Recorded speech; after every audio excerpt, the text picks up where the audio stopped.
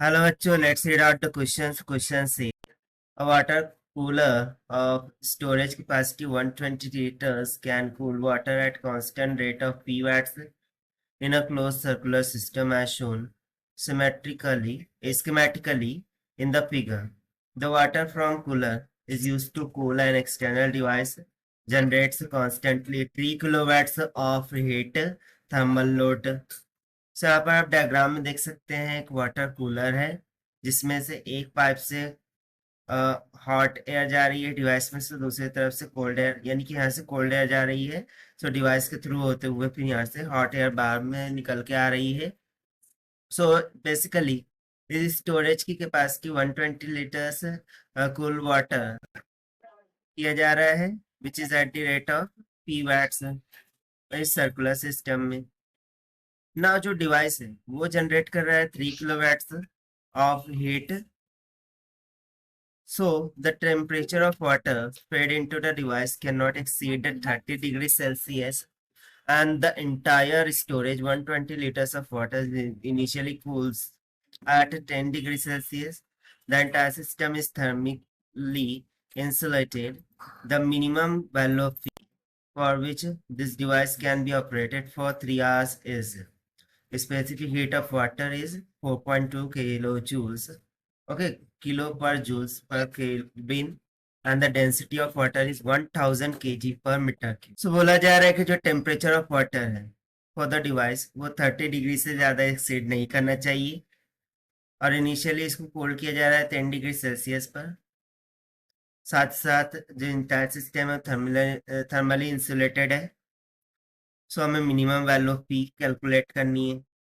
तो स्टार्ट करते हैं सोल्यूशन से, but before of it, let's talk about the key concept which we are going to use here for this question. So since we remember that the formula of heat generated is nothing but equals to power multiplied by the time, उसी तरीके से second formula हम यहाँ पर use करेंगे, heat used in heating water.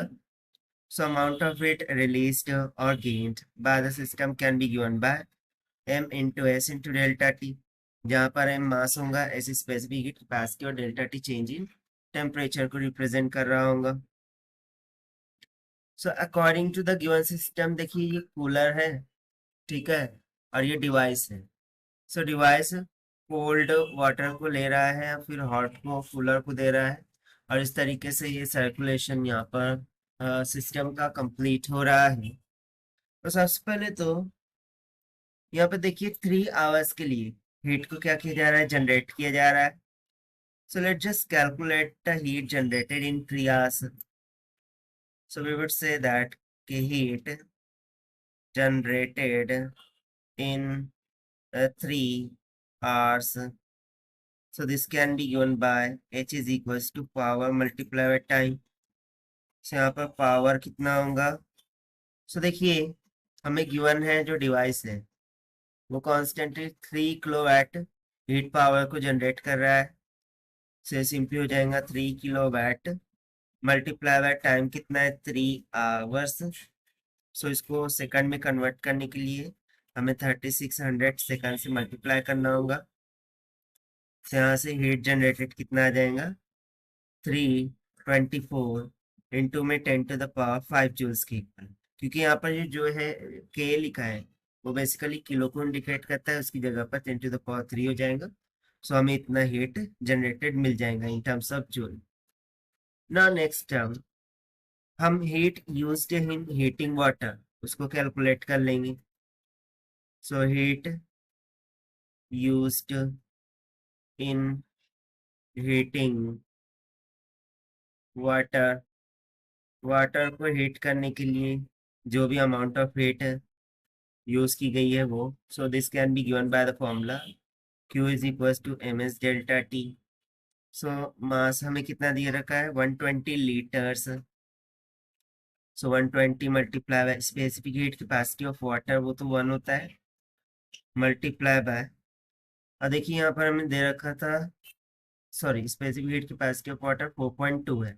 सो यहाँ पर हम रख देंगे 4.2 इंटू 10 टू द पावर 3 लेंगे, क्योंकि यहाँ पर ये किसमें है, किलो जूल्स में। सो जूल्स पर केल्विन में करने के लिए 10⁻³ से मल्टीप्लाई कर देंगे, इनटू में फाइनल टेम्परेचर होगा 30 minus initial 10 degree Celsius.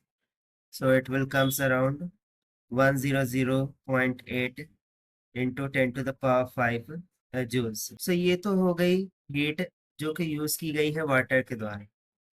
Now we will calculate the heat absorbed by coolant. So this can be given by power multiplied by time.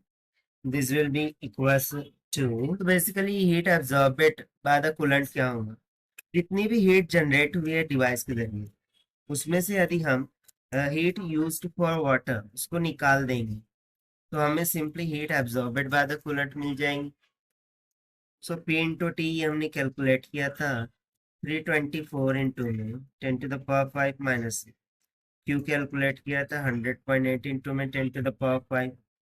So after subtracting will comes 223.2 into में 10⁵ joules के equal.